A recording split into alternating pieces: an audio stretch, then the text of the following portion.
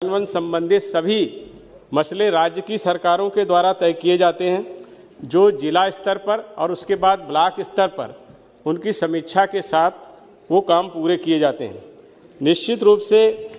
आंगनबाड़ी की जो हमारी सहायिका हैं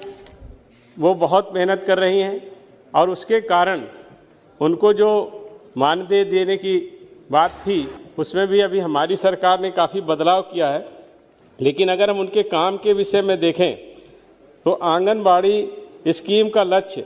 6 वर्ष से कम उम्र के बच्चों, गर्भवती महिलाओं और स्तनपान करने वाली माताओं का समग्र विकास करना है। संविदा कर्मी इसमें पूरक पोषण चैनल सकल लोकसभा स्कूल के में पूर्व की जो अनौपचारिक शिक्षा है द्वारा आंगनबाड़ी का मुद्दा उसके साथ साथ पोषण और स्वास्थ्य शिक्षा, टीकाकरण, आंगनबाड़ी से लेते थे और रेफरल सेवाओं के जो पैकेज होगी बंद। प्रदेश सरकार और केंद्र सरकारों के संसद द्वारा उठाए गए मुद्दे पर लोगों के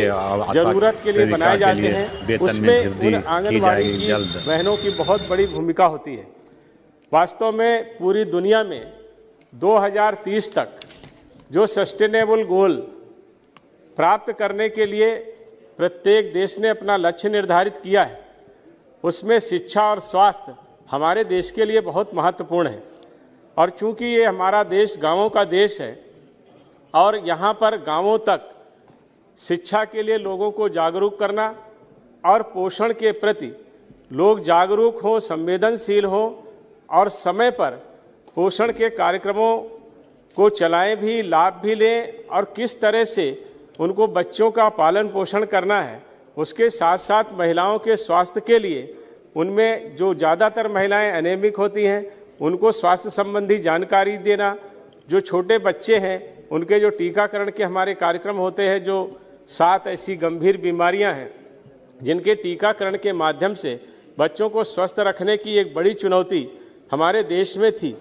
उसमें आंगनबाड़ी की जो हमारी सहायिकाएँ हैं, कार्यकर्ता हैं, उनकी बहुत बड़ी भूमिका है। और निश्चित रूप से जिस तरह से वो 6 ये काम कर रही हैं, हमारी जो पहले हमारी सरकारें थी उस समय बहुत विशेष ध्यान इस पर नहीं जा पाया, क्योंकि उस समय ऐसी बात भी नहीं थी। लेकिन 2018 में आंगनवाड़ी केंद्रों की जो सहायिकाएँ थीं उनका प्रतिमाह मानदेय 3000 से बढ़ा के 4500 रुपया किया गया है। उसके साथ ही साथ हमारी जो सहायिकाएँ होती हैं उनको 2250 रुपया जो मिलता था, जो 2250 उसको 3500 रुपया किया गया है। साथ ही साथ सरकार ने अन्य अनेक तरह के मानदेय भी आंगनबाड़ी की कार्यकर्ताओं को देने का काम किया है और उन योजनाओं को स्वीकार किया है। लेकिन वास्तव में आजकल के युग में 4500 रुपया भी जिस तरह की वो सेवा कर रही हैं और जिस तरह से वो गांवों में जाकर के कामकाज कर रही हैं, इसके लिए उनको अधिक मानदेय मिलना चाहिए। ये अभी मैं इस पर भी बात करूंगा, क्योंकि ये एक बहुत बड़ा कार्यक्रम है। हमारे देश में लगभग 14 लाख ऐसे आंगनबाड़ी के केंद्र हैं जिसमें आंगनबाड़ी की कार्यकर्ती काम कर रही हैं और उन्होंने उसको निरंतर ऐसे प्रयास करके गाँवों में अपनी उत्तम सेवाएँ भी दी हैं। हालांकि यह भी तय है कि जो ये हमारी जो योजनाएं हैं ये बहुत ही इस तरह की योजनाएं हैं जिनका व्यापक प्रभाव पड़ता है, जिसका अभी हम लोगों ने देखा भी है। जिस तरह से हमारे प्रधानमंत्री जी ने 1000 दिन का पोषण के लिए एक कार्यक्रम चलाया, अपने देश के बच्चों को कुपोषण से मुक्त करने के लिए उन्होंने एक गर्भावस्था की जो वो होता है उस समय, और उसके साथ साथ 2 साल उन्होंने जोड़े, 730 दिन वो जोड़े और उसके साथ साथ 270 दिन जोड़ करके 1000 दिन की जो स्कीम बनाई, उसके पीछे सीधा सीधा ये उद्देश्य था और ये वैज्ञानिक तथ्य भी है कि गर्भ अवस्था से लेकर के 2 वर्ष तक शिशु का ठीक ढंग से अगर पालन पोषण होता है, उसकी देखभाल ठीक तरीके से हो, तो निश्चित रूप से वो बालक कुपोषित नहीं होता है और भार उसका आयु के हिसाब से और लंबाई इस तरह से अगर बढ़ती है तो जो पोषित बच्चा होता है वो देश के लिए तो एक स्वस्थ नागरिक के रूप में अपनी सेवाएं देता ही है, लेकिन साथ ही साथ देश की अर्थव्यवस्था पर भी उसका व्यापक प्रभाव पड़ता है। इसलिए ये जो आंगनबाड़ी की जो हमारी कार्यकर्ता हैं, इनकी भूमिका को अपने देश के लिए हम लोग समझ सकते हैं तो उसी क्रम में सरकार ने ऐसे बहुत सारे कार्यक्रम जो ब्लॉक स्तर पर उनको प्रशिक्षण के लिए चलाए जाते हैं, उसके साथ ही साथ हमारी सरकार ने यह भी तय किया है कि ऐसे जो हमारी आंगनबाड़ी की बहनें हैं उनको कई ऐसे किस तरह के ऐसे मॉड्यूल हैं जिससे उनकी क्षमता में वृद्धि हो, उसके प्रशिक्षण भी देने का काम किया है, जिसमें लगभग 9 लाख के करीब ऐसी महिलाएं हैं जिनको ये प्रशिक्षण दिया गया है, जो कार्यकर्ता हैं आंगनबाड़ी की, और उसमें से लगभग 3 लाख के करीब इस तरह की कार्यकर्ता हैं जिनको डिजिटल प्रशिक्षण भी दिया गया है। और आजकल जिस तरह से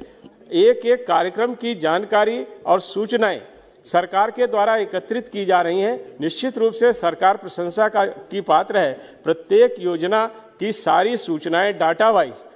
हमारी सरकार के पास उपलब्ध रहें, जिससे आगे उनको योजनाएं बनाने में सफलता मिले, और उसके अनुरूप योजना बनाएंगे तो निश्चित रूप से उसके व्यापक परिणाम हमको प्राप्त होंगे, जो हमारे सतत विकास के लक्ष्यों को प्राप्त करने में बहुत बड़ा योगदान होगा। और इसी क्रम में हमारी सरकार ने यह भी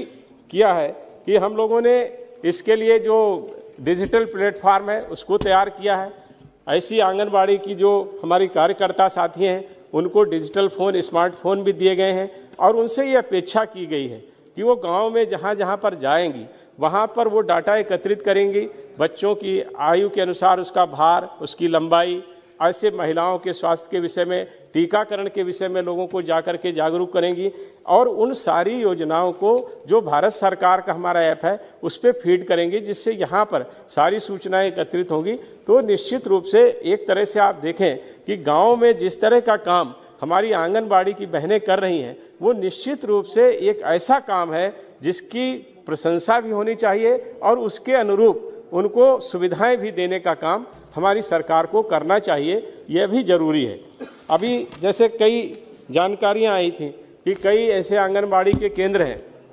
जो किराए के मकानों में चल रहे हैं, लेकिन हमारी सरकार ने जहां ये तय किया कि हम ऐसे आंगनबाड़ी के जो केंद्र हैं उनके सबके भवन बनाएं। काफ़ी भवन बन चुके हैं, थोड़े से ही ऐसे रह गए हैं, जो लगभग 4 लाख आंगनबाड़ी के ऐसे केंद्र हैं जहां पर अभी भवनों का निर्माण होना है। उसमें भी सरकार ने मनरेगा से उसको जोड़ दिया है, और 5 लाख रुपए तक मनरेगा का उसका उपयोग करके भवन के निर्माण में किया जाता है, और उसमें अलग से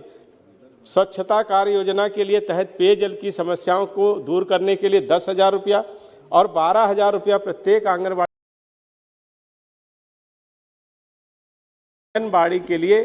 ठीक ठाक और अच्छे भवन हर जगह पर उपलब्ध हो जाएं। और इसके लिए उन्होंने यह भी कहा है कि अगर जहां कहीं पर भी जमीन नहीं उपलब्ध हो पा रही है, वहां 600 वर्ग फुट के ऐसे जो किराए के मकान मिल जाएं, उनको भी वो किराए पर लेकर के, जहां पर पेयजल और ऐसी सारी व्यवस्थाएं हों, तो वो उसको चलाने का काम हमारे यहाँ ये करने की सुविधा भी सरकार ने दी है। लेकिन उसके बावजूद अभी कई ऐसे केंद्र हैं जहां पर शौचालय और पेयजल की सुविधाएं नहीं हैं। उसमें लगभग 4 लाख के आसपास ऐसे आंगनबाड़ी के केंद्र हैं जहां पर अभी ठीक ढंग से टॉयलेट्स उपलब्ध नहीं हैं, और 2 लाख के करीब ऐसी जगहें हैं जहां पर पेयजल की व्यवस्था भी हमारी सरकार को करनी है। मैं माननीय मंत्री जी से यह भी अनुरोध करूंगा कि यह आवश्यक है, क्योंकि अभी जैसे कोविड का जो ये संक्रमण आया, इसके दौरान निश्चित रूप से आंगनबाड़ी के केंद्र बंद रहे हैं। लेकिन अभी जैसा आपने नवंबर में शायद 2020 में नवंबर में कुछ ऐसे जो कंटोनमेंट जोन हैं जहां पर कोविड का ज़्यादा प्रभाव था, उनको छोड़ करके धीरे धीरे आंगनबाड़ी के केंद्रों को खोलने का काम प्रारंभ कर दिया गया है। इसलिए वहां पर भवनों में एक सुसज्जित भवन बने, इसके लिए भी आवश्यक है।